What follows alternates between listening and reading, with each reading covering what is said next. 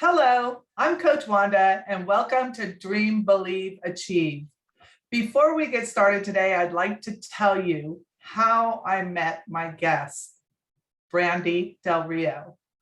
I think the first time I saw you, Brandi, was in Colorado last year. And for our viewers, she is also a covenant coach.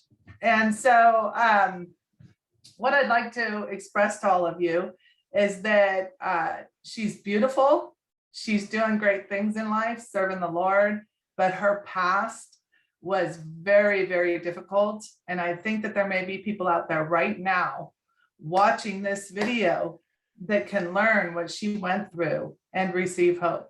And so without further ado, I'd like to introduce to you guys Miss Brandi Del Rio. Oh, thank you, Wanda. Honestly, thank you so much for having me here. And yes, I am honored to be a part of a week of hope because, man, girlfriend, it is time for this world to have some more hope. Yes. Oh, yeah. Yes, I'm so excited about it.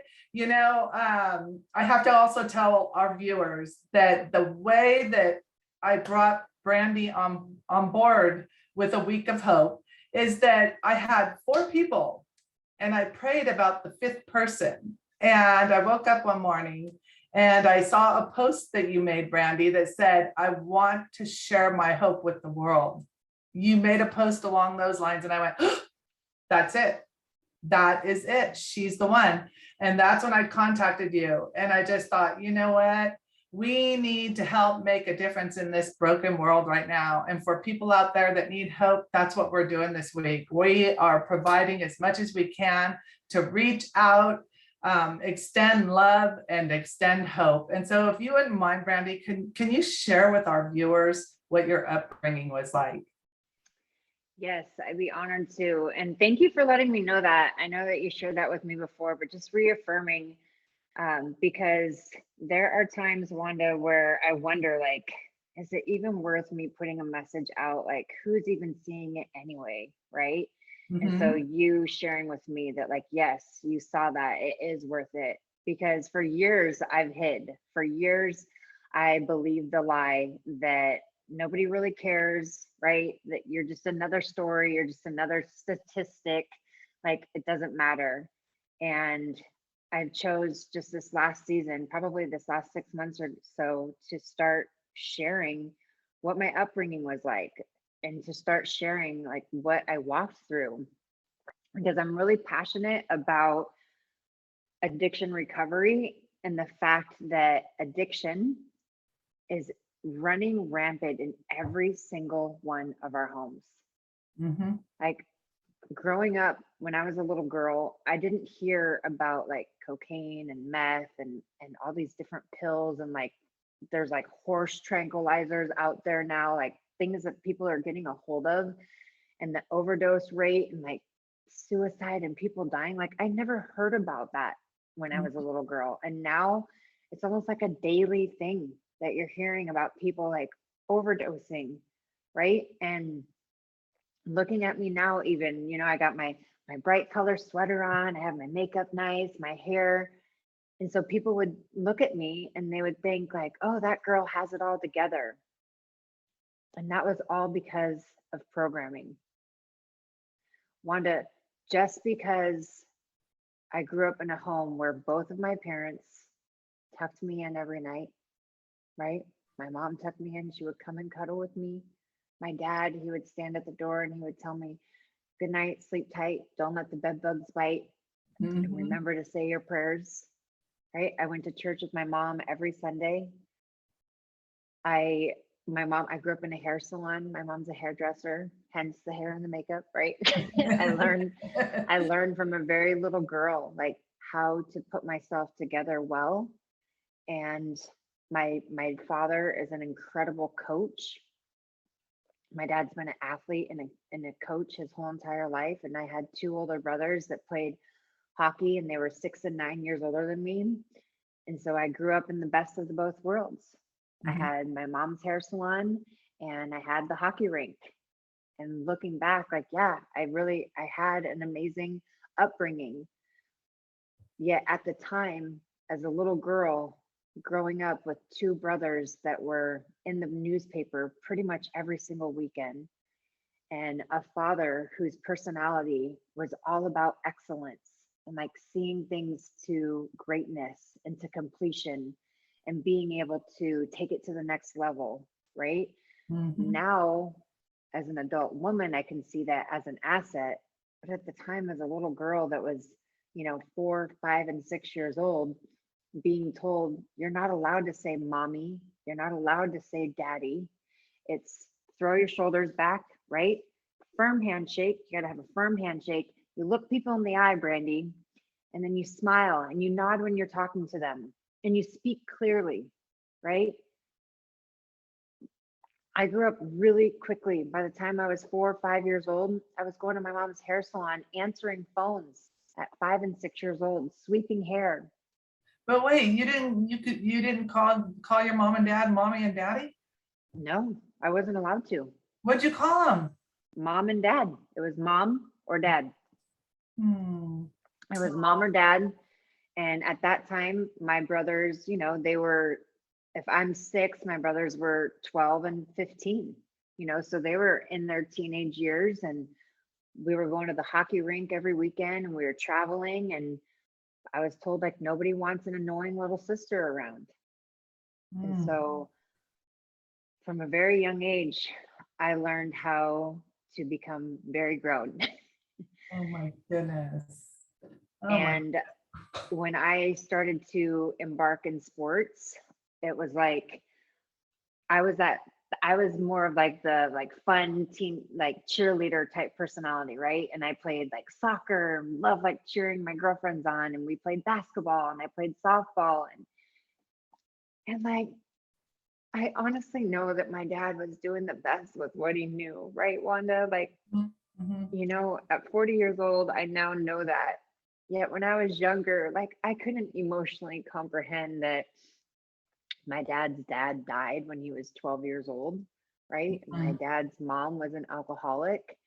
So the best way that he could connect with me was through sports and through Mhm. helping me see things at a greater level. So it was like if I was going to play basketball, I needed to be the best, because if I wasn't the best, then it wasn't good enough.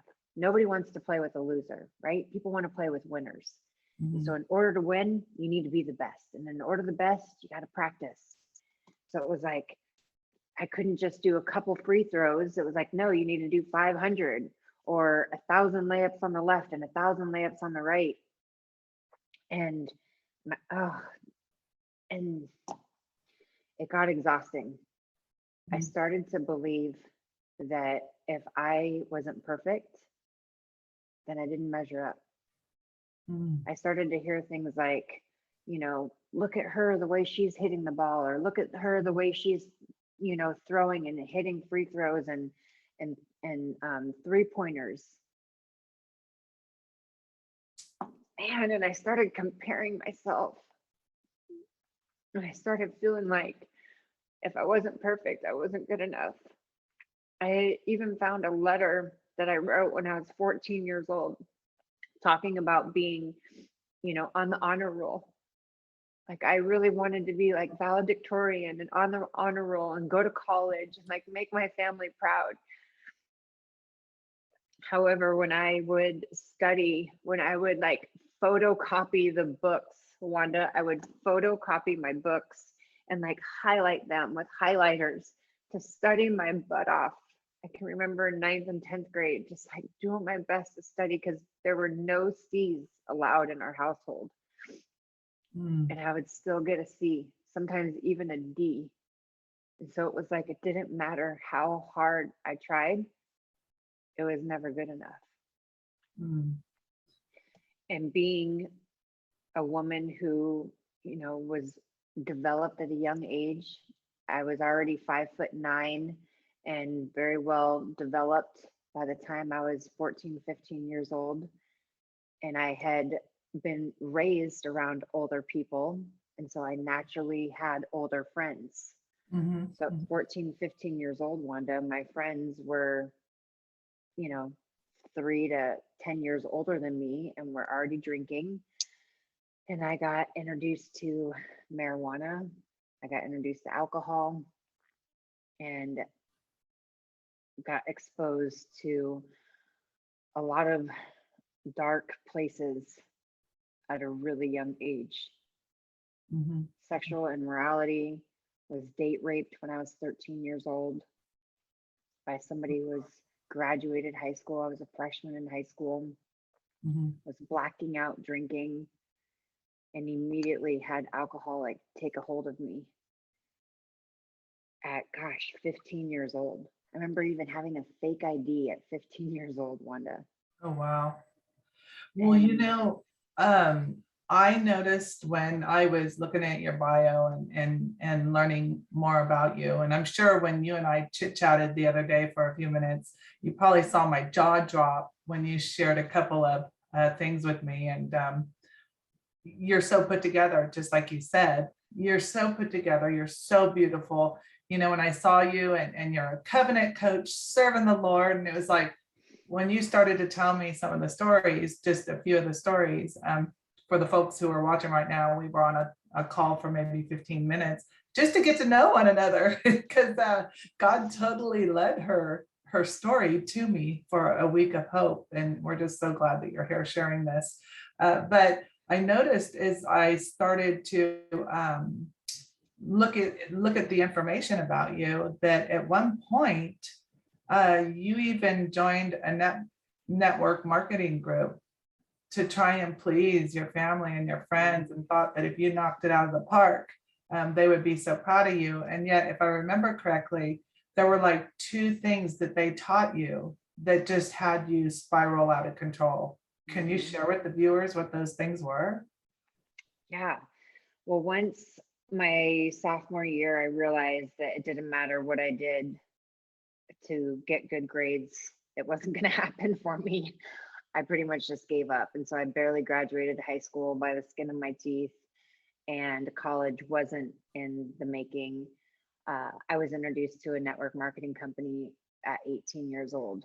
And I thought, oh my goodness, if I can just like soar with this company, then I'll really make my family proud, right? And it was such a great environment. And to be honest with you, I actually do really love the industry. There's just some people who twist it. And at that time, I got involved with a group of people who had twisted it. And two of the things that they shared with me coming right out the gate, right? I'm fresh to the world, Uh-huh. is find somebody who has what you want, do what they do, and you'll get what they got. I'm like, okay, find somebody who has what they want, do what they do, and you'll get what they got. And then the second thing was fake it till you make it. So while you're looking for that person, you're going to fake it till you make it. And from 18 to 29, that's exactly what I did. And it had me so confused and spun out in my brain of like, okay, let me just do what that person does and then I'll have happiness. Okay, let me just do what this person does and then I'll be able to get married one day. Okay, let me do what they're doing and then I'll be able to get sober. Oh gosh, but wait, I'm supposed to fake it while I'm doing it. Okay, so let me continue to put my makeup on. Let me continue to put my clothes nice, throw my shoulders back. Fake it till you make it, Brandi. Fake it till you make it, Brandi. Oh wait, let me do what she's doing. Oh wait, no, let me do what they're doing. Man, I'm just even thinking about it, like it totally takes me back there. Because I wanted so bad to be free from all the labels, all the, you're too controlling, you're too bossy, you're too excited, Brandi. Your head's in the clouds, right? You need to be more practical. And just some of the different, people would call me like a cock tease. And because I love to just smile and speak life into people. I love to like look people in the eye. Growing up in the hair salon, my mom taught me about the touch of a hand and how touch is so healing and nurturing to people. So I grew up loving to give people a hug. And when I got in my 20s and was, a tall, beautiful, well-developed woman, giving people a hug came off as, a cock tease and leading. And so then when I found myself not knowing who I woke up to, it was like, well, I put myself there.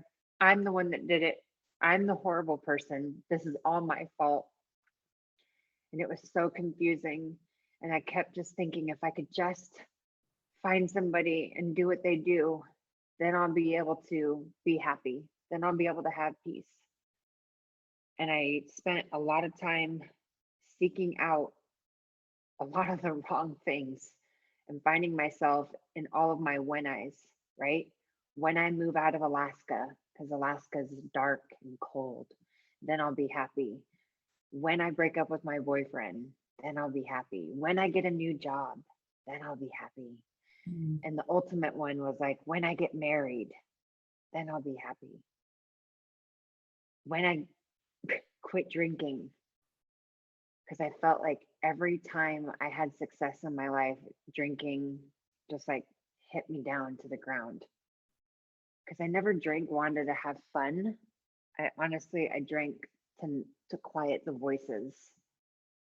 Like I'm already a fun, outgoing person, but the voices, the condemnation, the judgments, the labels, the confusion of going to church with my mom every Sunday for 3 hours, yet living in the ways of the world 6 days a week, but then going to church and feeling that peace, hearing words of truth spoken into me, hearing the music sing and being moved inside of me and emotions of things that I'd never felt except for when I was in there. But then the other 6 days of the week was like how we lived out life. So I was so confused. So you drank to drown out the horrible feelings that you had about yourself. Oh, yeah. And then it just spiraled. And like the one thing that I never wanted to do was like bring shame upon my family. Mm-hmm. So And that's tell what I me, ended up doing. if you don't mind me asking, just so our viewers know, when I first spoke with Brandi, that 15 minutes, just so we could get to know each other, because we really didn't know each other before agreeing to do this interview. And again, thank you so much. Nonetheless, Brandi did say to me when we chit-chatted that she had no problem going into dark places. And, I thought about that after you said that to me, Brandi, and I personally have known people who have gone into dark places. And so I know there's a whole lot more out there.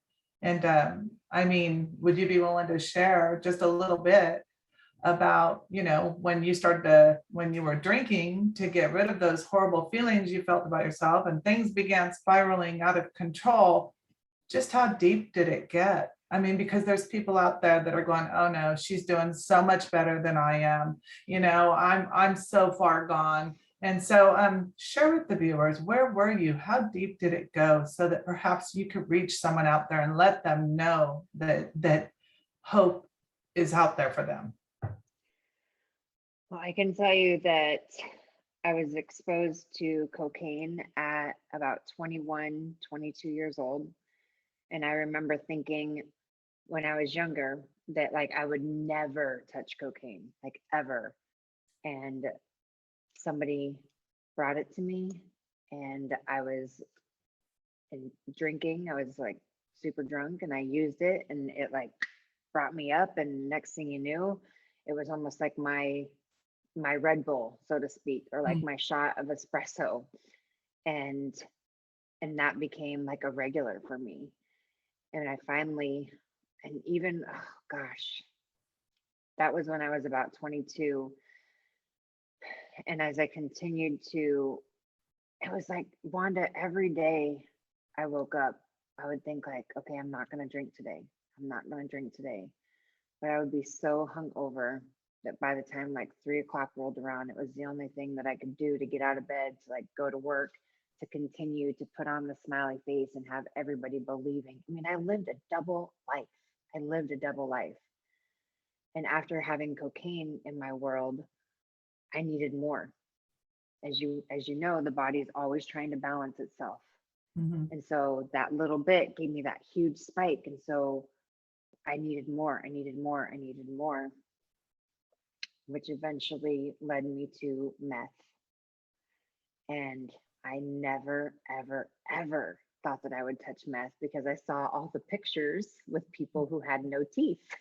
Oh, yeah. Oh, And I laugh because that's how like superficial and naive I was when it came to drugs. And people that introduced meth to me, they had all their teeth. mm, And so I started using meth, even though I was working as a professional makeup artist for MAC Cosmetics in Dallas, Texas, at the most gorgeous pro MAC store, being one of the top in sales, looking and, being amazing, right? mhm. I was smoking meth in my car on my lunch break, and I would go to Costco and get $1.50 hot dog and a soda for lunch because I had no money. I was using all my money for drugs. And right before I was entering into my second rehab program, one of my lowest of lows was learning how to shoot drugs intravenously and being alone by myself in a gas station bathroom on the floor with a needle in my arm of cocaine and shooting up in a gas station bathroom in the middle of town in Anchorage, Alaska, getting ready to go to the bar. Like, and my family had no idea. I mean, they knew that it was bad, but they didn't know it was that bad. And to be honest with you, like that is what was the hardest for me, was the lies. Living that double life. It was so exhausting. It was so exhausting and tormenting. That's interesting because, granted, I've not been there, but I've known people who have gone in dark places. And quite often it seems as though, I may be wrong, but it seems as though when people go that deep into dark places, that a lot of times their family or their job write them off. Like they know what's going on, and it's like, we're done. If you're not getting help, we're done with you. Were you ever at that place? For a super short amount of time, because I was really good at saying all the right things. Mhm, I was really good at putting makeup on and smiling mhm. and pretending that everything was okay and saying all of the right things. It wasn't until Salvation Army Rehab Center said that I could get into their rehab place. And then it took like 4 weeks longer than what it was supposed to. And I was so far gone that last 4 weeks, I wasn't able to put on a very good front. And so my father pretty much like cut me off and got in my face about how horrible I was and what I had done to our family and the torment and the hell that I've caused them. And like both of my bank accounts were negative. Nobody would give me money. My friends, no, none of my friends really gave up on me. They just like loved me from afar, which still felt so super lonely. And yeah, but it was just a really short amount of time because, like I said, I got really good at living a double life. I got really good at knowing how to put my makeup on and knowing how to say all the right things and put a smile on. To the point, Wanda, where when I did get married, I didn't wear makeup on my wedding day. Makeup had become such a cover, such a mask for me that on my wedding day, I got married on a beach barefoot with no makeup on because I didn't want to cover up. I didn't want to be fake. I wanted my husband to know that he was getting like me, my true authentic self. How long ago did you get married? I got married almost 7 years ago, April. So have you been clean since that time? I have. Yeah. So that's great. So what was it? What was the point of this is it? I've got to do something different. What was that? Because there's people watching that are going, okay, well, that's great that you made it, but I just can't do it. I don't know where to turn. What happened? Well, I entered into Salvation Rehab Center. I had gone to rehab a year and a half prior. The program that I went to was $18,000 for 45 days. So when I relapsed a year and a half later, I'm pretty sure we were even still paying off that initial rehab bill. So going back to that place wasn't an option. And at the time, Salvation Army Rehab Center was the only option for me. And it was $10 a day for 90 days. And even though I had thoughts of suicide, I had thoughts of not wanting to live anymore. I had thoughts of like, it would be better if I just died. I couldn't actually go through with it. And so going to rehab was like my only option. It was my only thing. And I was like a stuck up, snobby bitch. To be honest with you, when I walked in there and I was like, the only reason I'm here is because it's $10 a day and I've got nowhere else to go. Both of my bank accounts are negative and I don't have a pot to piss in, right? Like, and I did for 2 weeks. I walked around that place just saying, I just want to die. The only reason I'm here is because it's $10 a day. And a gentleman spoke on a Saturday. I remember it was July 28th because my little cousin's birthday is that day. So I remember. And he went through the 12 steps of Narcotics Anonymous. And I remember thinking, I am not going to be part of no 12-step program and sing some kumbaya story or song or whatever. And I was very judgmental. Like I was super judgmental. And so when he shared, he didn't say like step one. And also, I don't know if you're familiar with 12-step lists. There are a lot of words and they cover up the whole page. Yeah. So at that time, when I was emotionally like a 12-year-old whose brain was all spun out, looking at that, I'm like, that looks like a lot of work. I'm super freaked out about that. And this gentleman stood up and spoke, Wanda, and he shared stories. He shared stories that all connected to each step. And slowly but surely, my like spirit started to be like, I can relate to that. All right, I could see where if I pivoted this way, that could possibly, maybe be possible for me, but I was still like this, right? And after about an hour and a half of him speaking, he finally got to the 12th step, which it's been a while since I've read them in complete honesty. Yet it had to do with having a spiritual awakening and being able to transfer what has been so freely given to us to that next person who comes. And I can remember it like it was yesterday. This flood of emotions came over me. And I did have a spiritual awakening in that moment of recognizing that the enemy was after me because he knew that I am a woman that it doesn't matter what I'm going after, I'm bringing everybody with me. Yeah. Right? Yeah. Like when I was 2 years old, Wanda, my mom told me I would get up in church. I would like push my family aside, my two brothers and her, and I would say, let me go up there. And I would like storm up to the front of the church. And I would say, if everybody would just be nicer to each other, if everybody would just love one another more, then our world would be a better place. And so Mm, it's no wonder the mm, enemy was like, let me just numb this girl out.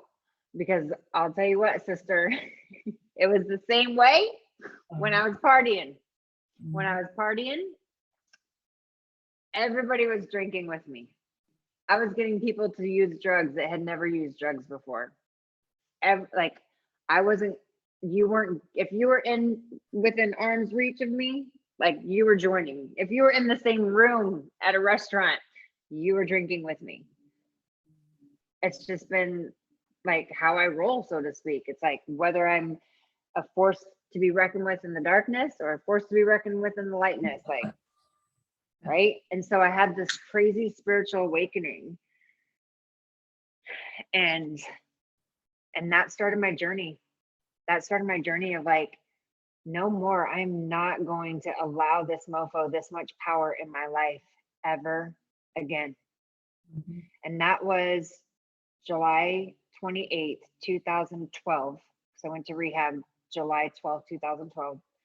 So that was 10 years ago, almost 10 years ago, right? Yeah, that was almost 10 years ago, about 9.5 years ago. And ever since that day, I have been putting one foot in front of me. It hasn't been perfect. I have fallen on my face. I have had some times where I have drank. I'm a very raw, authentic, true person. Secrets keep you sick, right? And so I tell it how it is. I have stayed clean, yet I have had times in my life where I have drank. Mhm. Yet I dust myself off. I pick myself back up again, Because you and I can, take, you and know I you take that can. next step forward, and I reach out for help. Why don't you share with people what's going on in your life now with your husband and family, and um, tell them where you're at now. Well, and that's what's crazy is that it's really the greatest freedom that I've experienced has just been within this last year. And what I've come to realize is that I didn't need to be, I didn't need to be in prison, or I didn't need to be using drugs to feel like I was locked up. It was in my mind. It was what was going on in my beliefs and how I believed and what I believed in my heart about who I was. Mhm. Right. I really came to realize, especially after going through Covenant Coach Academy, Wanda, that it had nothing to do with the drugs and alcohol. It truly had to do with how I believed about myself and what I believed to be true. So Mhm. even though I was clean for 8 years, I was still struggling big time with self-doubt, condemnation, comparing myself to everybody else because I was continuing to do all the things, right? I was still on that quest. If I could just find somebody and do what they do, I'll get what they got. And it Yeah. wasn't until I started working with a covenant coach that I realized it's not about doing, it's about being. Mhm. And so my true freedom has literally just come within this last year.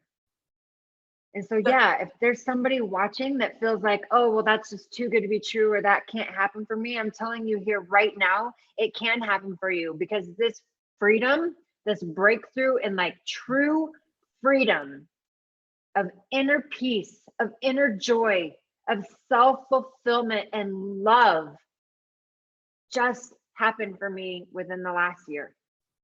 So tell our viewers, tell them how you went from feeling like you had to always do better. What do you explain to some of them who are going, okay, she stopped doing and she started becoming. What does that mean? What were you doing and what are you becoming? I mean, explain that for them, and explain how after doing that, the freedom involved. Right. Well, I'll be honest with you, it was a journey, right? And I had to remind myself when I was like, this is so confusing. This is hard. Like, I don't get it. I don't understand this. Like, wait, what? Because it was completely backwards from what I was raised for 38 years. Mhm. Wait, what? I Comparing, don't, right, comparing is comparing. such a big thing. Yeah. Yes. And like being hurt, being told, like, can't you get this under control? Like, come on, like, get it under control. You got to get this under control. You need to get your life in control, right? And like, just the being perfect, feeling like I needed to be perfect, excuse me. And so when I was, so in the very beginning, because I'm taking myself back there right now, Wanda. I'm like, okay, if somebody, where was I when I first heard this? I can honestly tell you, I was like, wait, what? However, I was in such despair of really wanting different fruit and different results in my life. I was in such despair because I knew that if I was to look my Heavenly Father in the eye, I could tell him I was doing the best that I knew. Yet I still hated myself every day. I had my family like afraid to have conversations with me because I was constantly trying to control them and comparing them to other families and making sure that they were perfect on the outside. Mhm. That my family, who I loved so much, was looking back at me of like, anytime I talked. And so the becoming was a journey. The becoming was seriously like one step at a time, one day at a time, and knowing and believing that I wanted different results in my life. And so I locked arms with another covenant coach, and she walked that out with me. And she helped me quiet my mind through like putting down all the doing and really just allowing myself to wonder, like, who do I want to be? If I could like remove all the labels, and I would this is like super off, like true. I would think if I was to go into a coma and I would wake up and I couldn't remember anything about my previous life, how would I be? What would that be like? And so that is honestly the mindset that I would go in when I started getting in the word. And I would get in the word and I would read about the truth about who God says I am, in that mindset of like, I don't know any other way except for what he is telling me. That's so good. And we started stripping away all the labels from the past. I actually started choosing to minimize my conversations with people who lived out life differently than I desired going forward. And my circumference of like who I allowed in my circle Mhm. got smaller and smaller and smaller and smaller and smaller.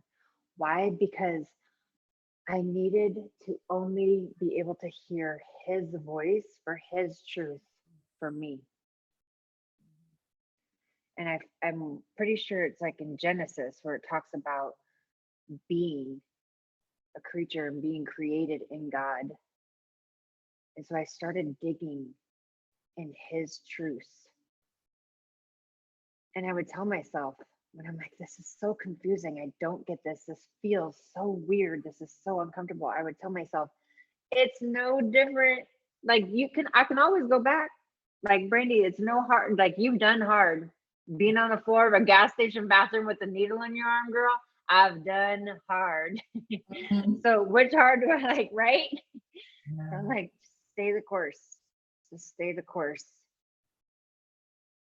And I started surrounding myself with people who saw me in God's image and started asking them what they saw because I couldn't see it. And slowly but surely, I started to see it.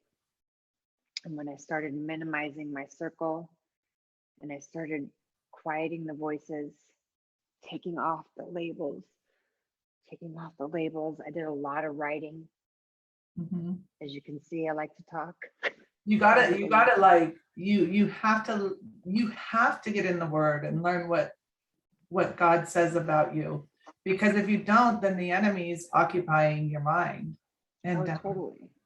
I mean, but talk about like my whole life, Wanda, all I ever wanted to be was a wife and a mom. My whole life. And by the time I was 30 years old, I had gone through rehab twice, right? I'm now 33, single with no kids and no prospects, right? Because I wanted to marry my best friend. Mhm. I'm like, I want to marry my best friend. I had lost the hope of ever being a wife and a mom, to be honest with you. And then once I started to get clear and I got clean and sober and I started working a program and I started working along other people and I started seeing what was possible for me, right?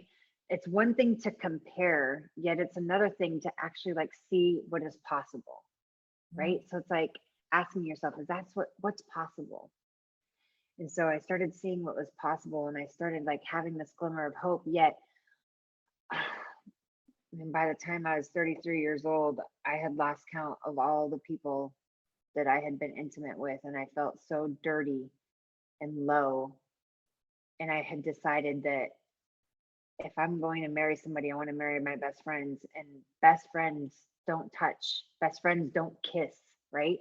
Mhm. And everybody that I was being introduced to, I would tell them, like, look, I'm just letting you know right out the gate, like, I'm not going to have sex with you.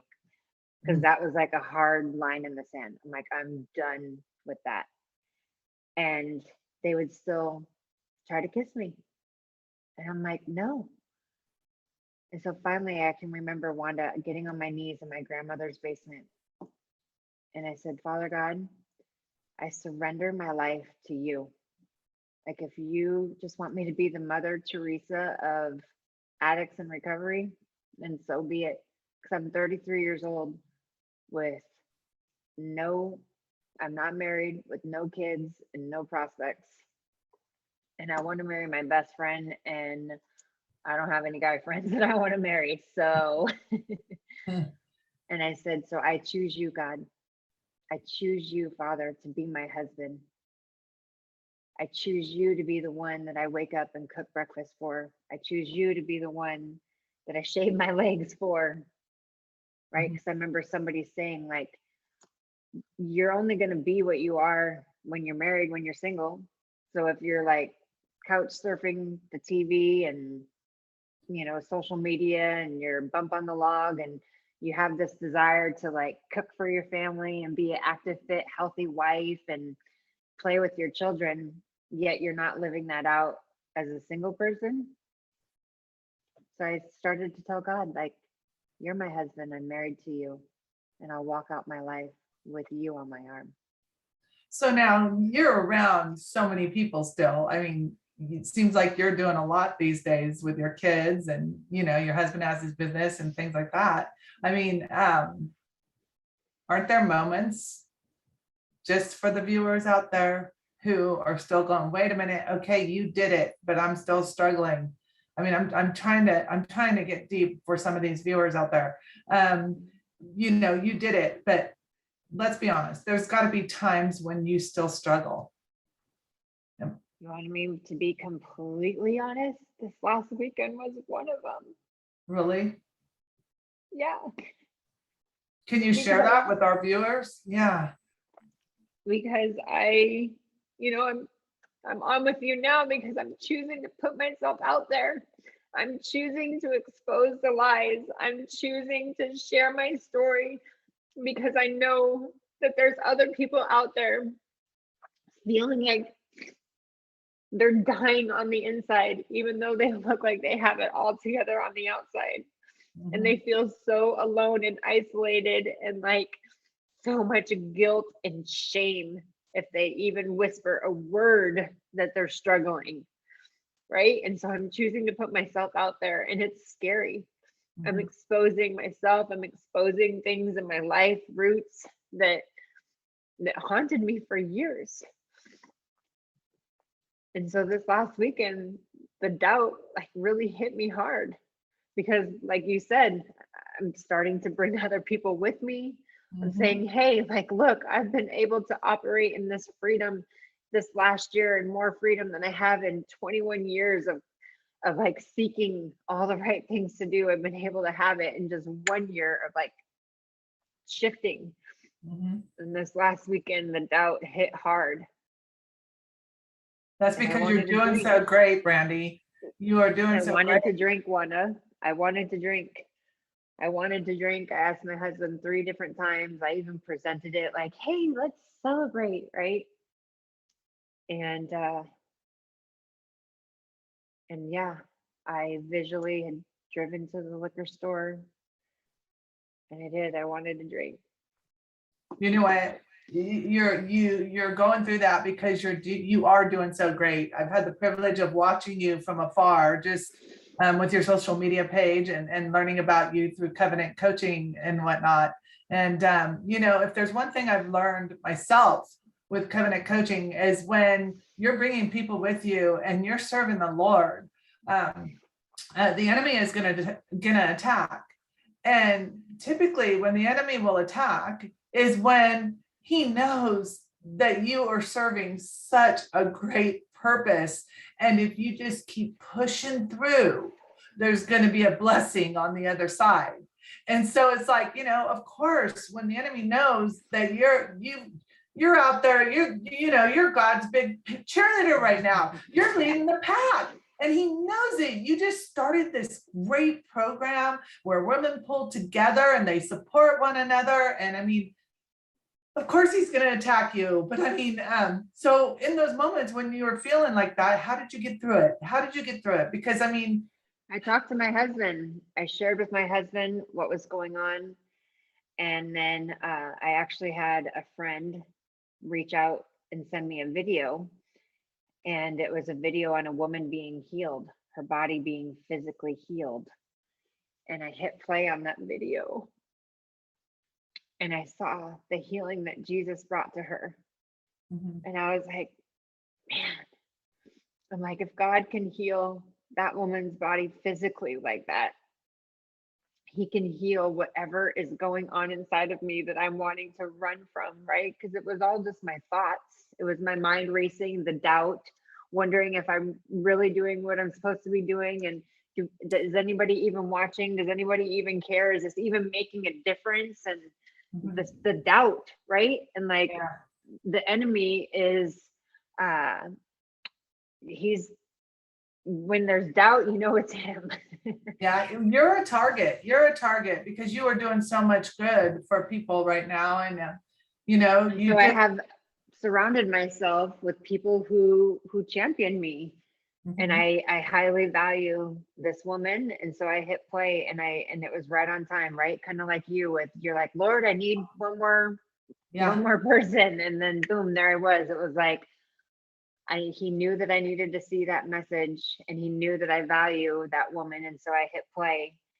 And yeah, right then and there, I was like, okay, God, because how can he heal me if I'm continuing to pour cement on the healing, right? God's like, I'm wanting you to be free and completely unchained, yet you keep like bringing the lock or like pouring cement back into your heart. Like, no, and so my husband and I came together and instead we chose to have a bath and just talk and celebrate and know that because my husband is an overcomer of addiction as well. And he's in the process of writing his book and he opened up and shared with me that he's been wanting to use as well. It's like the lies cannot live in the light, and secrets keep you sick. The enemy cannot live in the light. And if you are struggling and you feel like you're in the dark right now, open your mouth, speak it out. Even if nobody can hear you, speak it out because God can hear you. God hears you. Speak it out. I am so sick of struggling with perfection. I'm so sick of struggling with feeling like I need to be in control. I'm so sick and tired. Whatever it is, speak it out. Yeah. If you find yourself hating yourself, but you feel guilty saying that because there's no reason why you should hate yourself, speak out. I am sick and tired of hating myself. Release it. The enemy has no power in the light. Speak it out. And the enemy likes us to get caught up and feeling like we're less than everybody else. And with social media and things like that these days, that's hard. And that's where a lot of people get caught up too, with comparison and the thoughts in your head and just spiraling out of control. But yeah, just speaking it out and releasing it. Speak it out and release it, and just know that, like I said, at 33, all I ever wanted was to be a wife and a mom, and I was single with no kids, no prospects. And at 40 years old, I've been married for almost 7 years now, come April 29th, and I have 8 children. My husband blessed me with 5 beautiful children that are all teenagers and adults now. And then I birthed 3 babies, which my second pregnancy happened to be twins. Oh, So my, Heavenly Father blessed me with 3 babies and only 2 pregnancies, right? So oh, your double portion is waiting for you. It's on the other side of your yes. It's on the other side of you speaking out the lies and the hurt and the pain and bringing it to light. Picking up the phone and calling that person that's been in your heart as a safe place for you to share what's truly going on. And if you really do believe that you don't have anybody out there for you to be that person, then you pick up the phone and you call me. Okay? You find me on Facebook or you find me on Instagram. I am findable. And you and I can talk. Because there is hope on the other side of whatever you're walking through. Yet it starts with you believing. And I know it sounds so cliche, but you truly just need to have a little tiny, tiny, tiny mustard seed of hope. how is your, if you don't mind me asking, how's your relationship with your parents now after going through everything? My relationship with my parent, well, my mom's my best friend. Like my mom has actually stayed, it's because of my mom that I'm here. When I was detoxing off of meth, I went home to Alaska, and my dad just so happened to be on a construction job that had him out of the city for 6 weeks. Mhm. And so my mom, when I was laying in my mother's bed screaming, I just want to die, she stood there and said, God, what do I do? And he said, just hold her. Mm. And so my mom completely canceled her schedule and laid in bed and held me. My mom's the one that took me to church every Sunday. My mom's the one who taught me how to pray for losing my keys. Mhm. And so my mom and I we've stayed close. My dad and I have stayed close as well. It's been a process though. It Mhm. has been a process. And it's just been this last year that I have been able to have truly sound-minded conversations with my father, where I've allowed him to be him Mhm. and love him where he's at and not be offended if he sees me any differently than the way I see myself or my Heavenly Father sees me. Oh my gosh, that's so good. Yeah, that's so Yeah. important. So Yeah. So what about your brothers? How is your relationship with your brothers? my siblings, like I'll be honest with you, I grew up super close with my cousins and super close with my older brothers.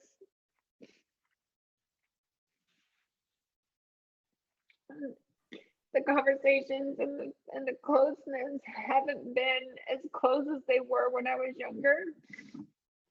Yet I also know that, you know, only one person fits through the door at a time. And as you've heard, I want to take everybody with me, right? Mhm. And so right now is my season of choosing to walk through the door and get my heart right, get my mind right. I was so worried about what everybody else thought, Wanda. In Mhm. all my life, I just wanted to please people. So even though, we send text messages, we call each other on birthdays, and we send messages on holidays, it's not where I would want it to be. Mhm. Yet I'm trusting in God right now knowing that anything that the enemy has taken, he has to pay back sevenfold. Exactly. I'm not perfect at this every day by any means. Mhm. Yet now I just choose to give myself some grace and be like, hey, you know what? It's okay, because I know how to pick myself up again. And tomorrow's a new day. I put together a course of 9 of the women who championed me last year to help simplify women's lives and not have to invest hundreds of thousands of dollars to see transformation. And So good. it's stretched me. You know, I'm not a professional speaker. I'm not a corporate businesswoman by any means, and have never done anything like this. I'm just passionate about helping women have their life be simplified and be completely free and love themselves from the inside out and walk in abundance in all areas of their life. And it didn't happen overnight for me, and it didn't happen by only being influenced by one person. It happened by coming along with a group of women who all walk with Jesus and believe that there's no competition in the kingdom, that we all can eat at his table. And it has been one of the scariest things of my life. And I found myself being like, man, I wish I didn't move forward with this. And you know what happened, Wanda? All those back pains that I had told you about started to come back in my body. I started to have debilitating back pain again, like in the middle of January. And God showed me the power of my thoughts, and then reminded me of actually how much pain I was in and how bad it felt. And do I really want to go back there? Or do I want to trust him and allow him to walk out this process with me? And it was powerful, man. It was so powerful. What's exciting is Hannah Keeley, who is the CEO of Covenant Coach Academy. She's one of the mentors in the course that I put together, or that God gave me the vision for. I just was the orchestrator. I was the conductor of putting everybody together, but God gave me a 30-page download vision of what if you could simplify women's lives?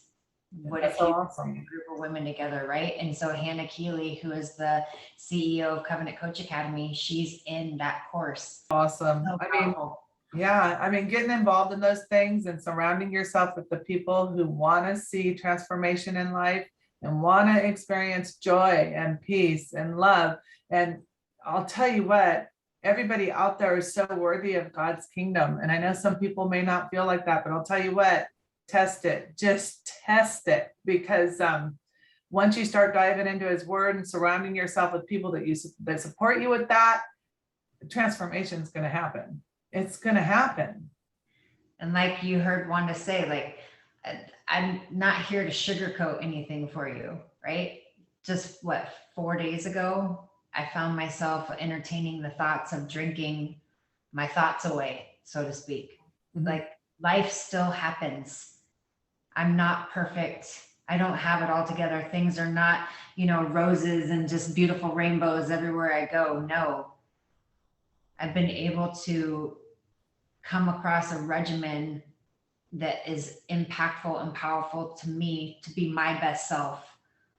And Wanda has discovered what has helped her become her best self.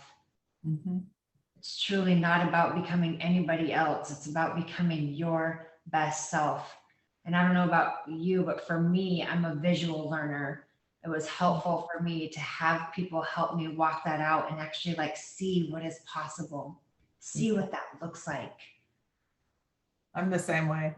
I mean, stepping out in faith is so important. It's like God's not asking you to understand where he's leading you. He has a plan and a purpose for you. He's asking you to say yes. And yes. I mean, you said yes, and look at where you're at now. You said yes. You didn't know what was going to happen. You just said, oh, Jesus, I'm saying yes. Yeah. And I mean, even for everybody who's watching right now, even with a week of hope, when this came to me, I was laying in bed one night and just the words, a week of hope, came to me. And I didn't know what that meant. But, it's like how God says in his word, be still and know that I'm God. Well, there's so many distractions in this world with social media and TV and sounds and, just everything going on. All our senses are constantly being pushed to the test, right? And so when is it that we hear God? When do we hear him? When do we know what he wants for us, right? And so I will share with the viewers that in bed one night, those words came to me, a week of hope. And again, I did not know what it meant, but having gone through covenant coaching and learning about being still and listening and knowing what God has in store for you. I mean, if you have a vision, don't ignore it. Don't think, oh, I can't do that. Oh, no, that's not for me, because that's the enemy. You allowing the enemy to have real estate in your mind. No, you can. And when there's something good that comes to your thoughts that's in your mind, I want to challenge all of you out there to explore it. Because what I did is I thought, okay, God, this is what you're talking about. Be still and know that I'm God. You're telling me a week of hope. So what did I do? I thought, I've been positioned in my life to know people who have great stories like Brandi's that can offer hope to people, right? So I reached out to some of the people that I knew who had just incredible stories, a couple of people. And then through the process, after the first two, the stories that have been brought to me to provide hope and just these awesome testimonies to provide hope for other people in the world has been truly amazing. But I guess what I'm getting at here is I did not know what a week of hope meant. I just said, yes, God. And I had other things going on. I stepped forward and said, show me what that means. I'll do what I think I need to do because I know people who can offer hope and I'll get them involved. But then the other things that were brought to me in the process, I never dreamed I'd be sitting here with you talking about something so deep that you were on the floor of a gas station with a needle in your arm. And now you're offering hope to people out in the world who need it. I never knew that I would be talking to a man, another interview I did, that was in prison and a gang leader. And that's a story in itself. It's just, I didn't know that these stories would come to me in the last couple of weeks and that they would be offering hope to all our viewers today. I just stepped out and said, yes.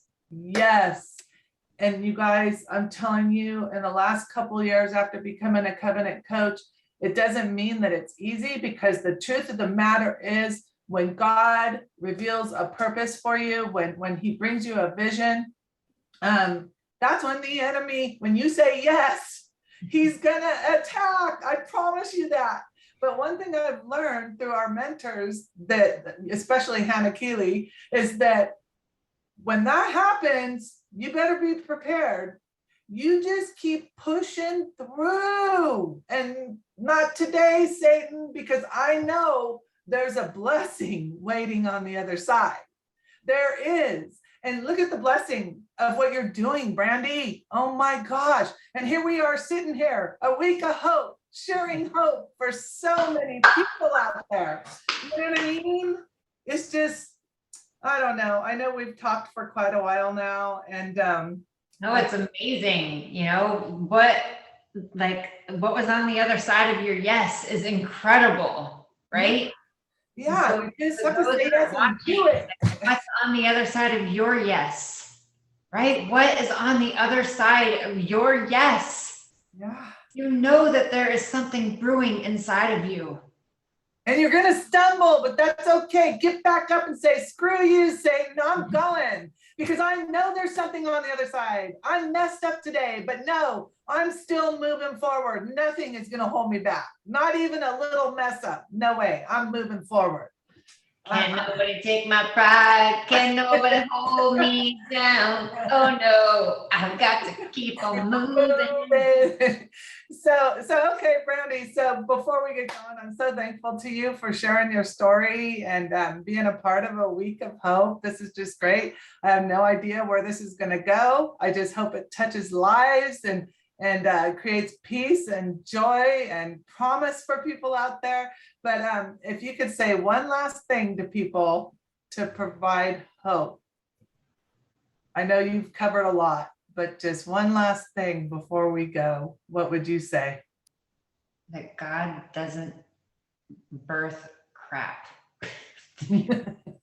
Honestly, like I see little kids. Well, let me start with this. I will see homeless people, right? I'll see people on the streets. I live in California. We have a lot of homeless people. And I think about, they were a little boy one day. They were a little girl one day, right? You were knitted in your mother's womb, fiercely and wonderfully made. You have everything you need inside of you right now. You were birthed with a gold mine inside of you. Like, think about it. If you say you came across a landfill, a humongous landfill, right? And you were told that there's a gold mine underneath that landfill. And all you have to do is remove the landfill on the top, and you have access to all the gold in the whole entire world. It's sitting right there underneath that landfill. What would you do? I know for me, I would do whatever it took to get all of that landfill off. And that is exactly how you're created. You are created with a gold mine inside of you. Yeah. You just have a landfill that has been put on top of it, right? For me, I had like a landfill from New York City. You might have a landfill from maybe like Wyoming or something, right? Everybody's different, yet you have a choice. You can choose to think that it's not possible to have access to it, or you can go, hey, you know what? I saw those people over there moving that landfill a little bit faster. I'm going to go align with them and see if they can help me move my landfill. Or you can choose to pick at it one at a time, right? I call that counseling. Yeah. One at a time, piece by piece, and go through it piece by piece. Or you can get with some people who have bulldozers, who have dump trucks, who can come in with the power of the blood of Jesus And change the world. and remove all of that trash, all of those lies, and allow you to tap into what has been inside of you this whole entire time. Because you are a new creation in the Lord Jesus Christ. Yeah, there you go. Amen. Well, Brandi, I know we've been going for a while now. I just thank you so much for being with us today and sharing with all the viewers your story. And as for all the viewers out there, thank you for watching, and never, ever, ever, ever give up hope. Say yes, see what's on the other side, and always dream, believe, and achieve. Until next time, we'll see you all later.